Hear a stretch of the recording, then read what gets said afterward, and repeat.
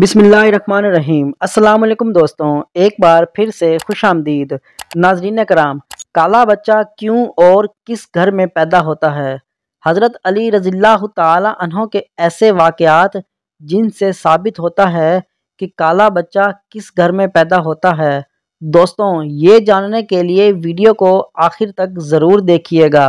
ایک دفعہ ایک شخص اپنی بیوی اور بچوں کے ساتھ حضرت عمر رضی اللہ تعالی عنہ کی بارگاہ میں پیش ہوا اور کہنے لگا، اے وقت کے خلیفہ، میرا اور میری بیوی کا رنگ سرخ ہے۔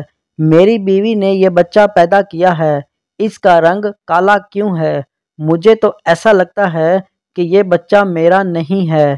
میری بیوی نے کسی کے ساتھ بدکاری کی ہے، جس کی وجہ سے اس بچے کا رنگ ہم دونوں سے نہیں ملتا۔ بیوی رو رو کر کہہ رہی ہے، یہ بچہ آپ کا ہی ہے، لیکن شوہر اپنی بیوی پر الزام تراشیاں کر رہا تھا۔ حضرت عمر فاروق رضی اللہ تعالی عنہ اس خاوند اور بیوی کو لے کر شیر خدا حضرت علی رضی اللہ تعالی عنہ کے پاس تشریف لے گئے۔ حضرت عمر رضی اللہ تعالی عنہ نے ان دونوں کا مسئلہ حضرت علی رضی اللہ تعالی عنہ کو بتایا۔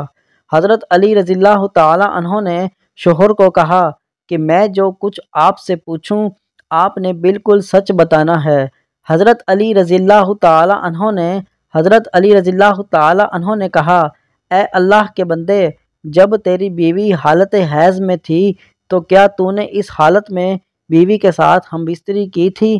یہ سن کر شوہر تھوڑی دیر خاموش رہا اور پھر بولا، ہاں یہ بات سچ ہے، میں نے حیض کی حالت میں اپنی بیوی کے ساتھ ہم بستری کی تھی۔ یہ سن کر حضرت علی رضی اللہ تعالی عنہ فرمانے لگے، اے بندے، یہ بچہ تمہارا ہی ہے، بلا وجہ اپنی بیوی پر الزام تراشی نہ کرو۔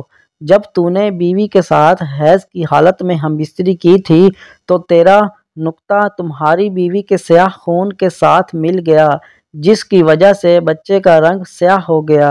اگر بیوی حیض کی حالت میں ہو اور شوہر ہم بستری کرے تو اس سے بچے کالے اور بدصورت ہی پیدا ہوں گے۔